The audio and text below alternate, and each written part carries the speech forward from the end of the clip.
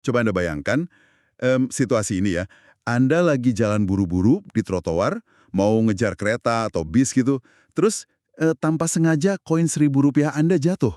Langsung menggelinding masuk selokan ya. Betul, masuk menembus kisi-kisi penutup selokan itu, lenyap. Nah, reaksinya apa coba? Paling mendengus kesal 5 detik, angkat bahu, terus ya udah. Dilupain begitu aja kan, lanjut jalan. Iya, persis. Tapi coba kita ubah skenarionya nih. Bayangkan kalau yang terlepas dari jari Anda dan jatuh ke selokan gelap itu adalah cincin warisan keluarga. Wah, itu sih beda cerita. Beda banget kan? Sesuatu yang tak ternilai, turun-temurun dari kakek buyut, penuh sejarah. Luka akibat kehilangan itu, rasa sesak yang tiba-tiba mukul dada Anda nggak akan hilang dalam 5 detik. Bisa dibilang itu bakal bertahan seumur hidup. Tuh. Dan anehnya, prinsip tentang nilai dan rasa kehilangan inilah yang jadi pintu masuk materi kita. Oke, mari kita bedah ini. Selamat datang kembali di sesi bedah naskah kita. Hari ini kita punya bahan yang sangat menarik. Ya, hari ini kita berhadapan dengan satu dokumen yang sangat memikat. Judulnya Refleksi Jumat Agung 2026.pdf. Dan buat Anda yang lagi mendengarkan, biarpun judulnya terdengar sangat religius, ini bukan sekedar refleksi sejarah konvensional loh. Sama sekali bukan teks teologi biasa. Nggak sama sekali. Penulisnya sebenarnya lagi menyajikan analisis psikologis dan emosional yang luar biasa tajam tentang kenapa manusia di era modern ini sering merasa terasing, kehilangan arah, dan hancur di dalam batinnya. Dan semua itu dibingkai lewat salah satu tragedi kuno paling terkenal ya. Betul. Lewat lensa penyaliban di Bukit Golgota. Dokumennya relevan secara universal. Bahkan buat Anda yang mungkin nggak religius. Karena nggak fokus ke fisiknya ya. Iya, alih-alih ngebahas detail fisik penyalipan, dokumen ini murni pakai lensa psikologi emosi. Naskah ini ngunci fokus di satu momen spesifik, pas Yesus berseru di atas salib. Yang Eloi, Eloi, lama sabachthani itu. Tepat, yang berarti Allahku, Allahku, mengapa engkau meninggalkan aku? Bentar, mari kita bedah bagian ini dulu. Biasanya kan kalau kita dengar narasi Jumat Agung, selalu tentang siksaan fisik, luka cambuk, kelelahan ekstrim, atau ukuran pakunya. Iya, narasi standar biasanya begitu. Tapi Anda bilang, naskah ini melihat jeritan itu bukan sebagai reaksi sakit fisik. Benar sekali. Penulis berargumen jeritan itu bukan ratapan tubuh yang hancur. Itu ekspresi emosi jiwa yang terkoyak karena dia kehilangan nilai tertingginya. Balik ke analogi cincin warisan di awal tadi ya. Persis, bagi Yesus nilai tertinggi di alam semesta itu adalah persekutuan yang sempurna dan intim dengan Sang Bapa. Penulis dokumen mencatat kalau wajah Bapa yang berpaling itu menciptakan kesunyian yang mencekam. Keterpisahan absolut. Betul, sebuah keterpisahan absolut yang digambarkan sebagai keadaan paling melarat di seluruh eksistensi alam semesta. Hilangnya relasi sempurna. Keadaan paling melarat di seluruh eksistensi alam semesta. Itu frasa yang berat dan gelap banget ya. Ya. Dan dari titik inilah argumen utamanya dibangun kan? Ya, penulisnya bilang kalau tragedi sesungguhnya manusia itu ya kemelaratan spiritual macam ini. Alienasi ini sedang terjadi pada kita, tapi seringnya nggak kita sadari loh. Kita pergi ke kantor, nongkrong di kafe, tapi bawa kekosongan yang menggema di dada. Tanpa tahu dari mana asalnya. Kuno, perumpamaan anak yang hilang. Keputusan yang brilian banget pakai cerita itu sebagai kerangka psikologis. Buat bedah anatomi keterasingan manusia modern ya. Buat Anda yang mungkin lupa, perumpamaan ini kisahnya tentang seorang ayah dengan 2 anak laki-laki. Secara tradisional kan ini sering dipakai buat ngajarin soal pengampunan ya? Iya, tapi dokumen ini membedahnya jadi studi karakter tentang 2 bentuk keterasingan. Arketipe pertama itu tragedi si anak bungsu. Mari kita bahas si bungsu ini. Di cerita aslinya, si bungsu datang ke ayahnya minta warisan di muka. Di zaman itu kan kayak bilang, aku lebih suka ayah mati tapi berhubung belum ya, mana uangnya? Kasar banget sebenarnya. Banget, dia ambil hartanya, lari ke negeri seberang, dihambur-hamburkan buat ilusi kebebasan. Naskah ini mendeskripsikan mentalitas si bungsu ini sebagai manusia yang pragmatis. Manusia yang mau warisannya, mau berkatnya, tapi nolak sang pemberi warisan. Secara fisik dan emosi dia terasing karena pilihan sendiri, lari ngejar dunia. Betul. Nah, hal ini memunculkan satu pertanyaan penting, terutama pas kita soroti momen kepulangan si bungsu ini. Waktu dia udah hancur-hancuran itu ya? Iya, Uangnya habis, berakhir jadi penjaga babi yang kelaparan, lalu dia mutusin pulang ke rumah ayahnya. Bukannya itu momen pertobatan yang indah ya? Tradisionalnya dilihat begitu, tapi naskah ini nyoroti ironi yang sangat gelap. Penulis berargumen motivasinya murni pragmatis. Pragmatis gimana maksudnya? Dia pulang bukan karena di kandang babi dia tiba-tiba sadar, oh aku sangat mencintai ayahku. Enggak, dia pulang karena krisis hidup. Dia lapar, dan dia tahu di rumah ayahnya ada roti. Tunggu. Saya agak terganggu nih sama ide ini. Jadi, apa makna dari semua ini? Maksud saya, naskah ini ngeritik orang yang balik ke ayahnya pas lagi susah. Karena penulis ingin kita melihat. Padahal kan wajar ya, manusia emang cenderung cari Tuhan atau bantuan spiritual kalau lagi bangkrut atau krisis. Kenapa penulis melihat ini sebagai tragedi? Karena penulis mau kita lihat kedalaman keterasingan itu. Kalau Anda datang ke seseorang cuma karena takut hancur atau karena butuh roti mereka buat bertahan hidup, apa Anda benar-benar menginginkan orang itu? Oh wah, dalam juga ya. Penulisnya ngajuin pertanyaan menohok, seberapa sering agama cuma jadi alat pelarian buat memeras berkat? Kita ibadah pas bisnis hancur, berdoa pas ada yang sakit. Jadi kebutuhan perut kita ditempatkan di atas persekutuan yang tulus. Persis. Saya ngerti sekarang. Ini lagi menelanjangi manipulasi egois kita. Kalau boleh saya bikin analogi modern buat Anda yang lagi dengerin nih. Bayangin punya teman lama. Wah, kayaknya saya tahu nih arahnya. Bertahun-tahun nggak sapaan, tiba-tiba dia nge-WhatsApp. Hai apa kabar, sibuk nggak? Anda seneng kan? Oh mau nyambung silaturahmi nih. Terus pesan berikutnya? Pesan berikutnya, bro, bisa pinjam dana nggak? Lagi kepepet nih. Itu analogi yang sangat sempurna. Coba pikir gimana rasanya nerima pesan kayak gitu. Kecewa kan?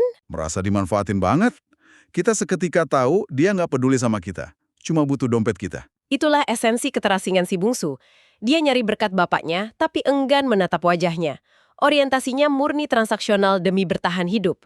Oke, jadi si bungsu ini pemberontakan yang kelihatan. Pengemis spiritual yang manipulatif. Tapi dokumen ini kan nggak berhenti di situ. Ada kejutan kedua, yang katanya lebih mematikan. Iya, ancaman tersembunyi. Gimana kalau keterasingan terburuk justru terjadi pada orang yang nggak pernah lari kemana-mana? Ini bawa kita ke arketipe kedua, keterasingan si anak sulung. Nah, disinilah bagian yang sangat menarik. Si sulung ini digambarin kayak budak berkedok anak loh. Tubuhnya ada di rumah terus, ketaatannya tanpa celah. Bangun paling pagi, kerja di ladang. Nggak pernah mabuk atau hamburin uang kayak adiknya. Di mata orang, dia anak sempurna. Tapi naskah mencatat, hatinya sedingin batu. Kenapa sedingin batu? Karena naskah membedah, di balik ketaatannya, si sulung melihat hubungannya sama sang ayah murni sebagai transaksi legalistik. Alat tuker gitu ya? Betul. Ketaatan itu dipakai sebagai mata uang buat nuntut hak. Di dokumen disimbolkan waktu si sulung protes minta kambing buat berpesta. Kambing ini metafora ya? Ya, simbol kebanggaan moral dan pembenaran diri. Dia merasa udah kelakuan baik, jadi sang bapak berhutang padanya. Bentar, saya mau jadi pengacara si sulung dulu nih. Wajar dong dia merasa berhak. Kan dia yang kerja keras. Apa salahnya ngarepin imbalan dari ketaatan? Itulah inti pembongkaran psikologisnya. Kenapa kita gampang jatuh ke jebakan si sulung? Karena transaksi itu ngasih kita ilusi kontrol. Ilusi kontrol maksudnya kita yang ngatur. Betul, kalau saya bisa beli keselamatan pakai ibadah atau amal saya, berarti Tuhan berhutang sama saya. Saya pegang kendali dan nggak perlu jadi rentan. Wah, ini pelarian yang jauh lebih canggih ya. Sangat canggih. Dia nggak pakai dunia buat lari kayak si bungsu, dia pakai moralitas dan agama buat jaga jarak dari Tuhan. Ngeri juga ya. Terus apa hubungannya sama Jumat Agung tadi? Nah, mentalitas ini yang bikin si sulung nggak akan pernah bisa menangisi Jumat Agung. Karena esensi salib itu menghancurkan mutlak semua kebanggaan moral manusia. Salib mendeklarasikan ketaatan kita nggak cukup gitu. Tepat. Hutang alienasi dan dosa itu terlalu besar buat dibayar lunas pakai amal atau ketaatan yang dangkal. Buat si sulung, salib itu bukan kabar baik. Malah jadi batu sandungan ya. Sangat menyinggung egonya. Luar biasa. Jadi kalau analoginya nih buat Anda, si sulung ini ibarat karyawan yang sengaja lembur tiap hari, Ya, datang gelap, pulang gelap, tapi bukan karena peduli visi perusahaan ya. bukan. Dia menderita kurang tidur semata-mata buat ngumpulin amunisi, supaya akhir tahun bisa gebrak meja bosnya, nuntut promosi, bikin bosnya ngerasa berutang budi. Menyandra secara emosional. Terus bayangin tiba-tiba si bos ngasih bonus raksasa ke semua karyawan secara cuma-cuma. Nggak peduli siapa yang lembur, siapa yang nggak. Karyawan yang lembur pasti meledak marah. Analogi yang sangat presisi. Perasaan marah karena hadiah cuma-cuma itu yang dialami si sulung. Kalau keselamatan itu murni anugerah, Dibayar lunas sama pihak lain gitu kan? betul, maka kebanggaan moral si sulung hancur berantakan. Dia kehilangan alat kontrolnya. Ini bikin kebuntuan eksistensial yang tragis banget ya. Si bungsu ngebuang martabatnya dan kelaparan spiritual. Si sulung sombong, terjebak ilusi kontrol, nolak kenyataan kalau dia nggak mampu bayar hutang moralnya. Dua-duanya nggak menginginkan bapak demi diri bapak itu sendiri, sama-sama terasing. Yang satu kabur, yang satu memberontak dari dalam rumah. Kebuntuan absolut. Terus gimana dokumen ini nyelesain konflik yang kelihatan tanpa jalan keluar ini? Jika kita hubungkan hal ini dengan gambaran besarnya, disinilah analisisnya mencapai klimaks. Penulis nawarin intervensi, resolusi itu harus datang dari luar. Maksudnya di Bukit Golgota itu. Iya, Yesus memposisikan dirinya bukan sekedar tokoh sejarah, tapi sebagai sang anak sulung yang sejati. Sang anak sulung yang sejati. Gimana bedanya sosok ini sama si sulung yang legalistik tadi? Kalau si sulung perumpamaan cuma diam di rumah nuntut hak, sang sulung sejati rela ninggalin semua hak kesulungannya, turun ke negeri paling gelap. Buat nyari adik-adiknya ya? Misi spesifik karena kasih. Dia nyari si bungsu di kandang babi dan nyari si sulung yang angkuh di teras rumah. Dan cara dia nyelamatin mereka ini yang puitis tapi menyayat hati banget di naskah kita. Dia sukarela nanggung kemelaratan spiritualitas itu sendirian loh. Keterpisahan yang mengerikan dan kesunyian kosmis tadi. Iya, supaya manusia yang sebenarnya pantas terbuang nggak perlu ngalamin keterasingan selamanya. Dia jadi penebus dan jembatan. Dan perhatikan, penebusan ini meresolusi dilema kedua saudara itu dengan elegan. Disalib, dia bayar lunas hutang moral raksasa yang nggak bisa dicicil si sulung. Dan barengan sama itu, pengorbanannya mencuci dan ngembaliin martabat yang udah dibuang si bungsu. Sebuah pertukaran besar. Keadilan ditegakkan karena hutangnya dibayar penuh, tapi kasih menang karena bapak yang nyediain bayarannya lewat penderitaan anaknya. Resolusi yang nyatuin kasih dan kekudusan tanpa kompromi. Luar biasa. Dan ini bawa kita ke epilog dari analisisnya. Ada fenomena fisik di bait suci pas Yesus napas terakhir kan? Ya, sebuah momen yang penuh simbolisme. Penulis mencatat tabir di dalam bait suci terbelah jadi dua. Tabir ini kan tirai raksasa yang tebel banget ya. Pemisah antara manusia berdosa sama ruang maha kudus. Simbol alienasi kita. Nah, yang paling penting dicatat di naskah adalah arah robeknya. Dari atas ke bawah. Arah robekannya kenapa krusial banget buat argumen penulis? Karena kalau robeknya dari bawah berarti manusia yang coba nerobos masuk pakai usaha religius. Tapi karena dari atas ke bawah, naskah ini bacanya sebagai proklamasi kosmis. Intervensinya full dari sang pencipta. Pengumuman resmi jalan pulang udah kebuka lebar. Dan jalan itu bukan buat transaksi legalistik yang baru loh. Bukan buat barter kambing atau roti lagi. Murni buat persekutuan kembali. Wajah Bapa yang tadinya berpaling sekarang nunggu pakai tangan terbuka. Wah, Kesimpulan yang luar biasa kan? sangat. Tapi buat Anda yang lagi dengerin, dokumen ini nggak ngebiarin kita cuma ngangguk setuju terus nutup PDF-nya gitu aja. Naskah ini secara psikologis nodong kita. Refleksi diri yang nggak nyaman ini? Betul. Seolah nanya, setelah tahu anatomi keterasingan ini, arketipe mana yang masih sering Anda mainin? Apa terus jadi si bungsu yang pragmatis, ngirim WhatsApp ke Tuhan pas bisnis lagi susah? Terus lari lagi ke dunia kalau dompet udah penuh. Atau jadi si sulung yang legalistik, nyombongin seberapa rajin ibadah, terus nuntut Tuhan ngasih hidup nyaman sebagai balasan? Naskah ini nuntut perubahan orientasi hati yang radikal banget. Diminta berhenti sembunyi di balik pemberontakan maupun agama? Menyadari harga mahal yang udah dibayar sang sulung sejati, dokumen ini ditutup pakai kutipan William Whiting Borden. 3 kalimat pendek yang merangkum komitmen hidup merespon kasih.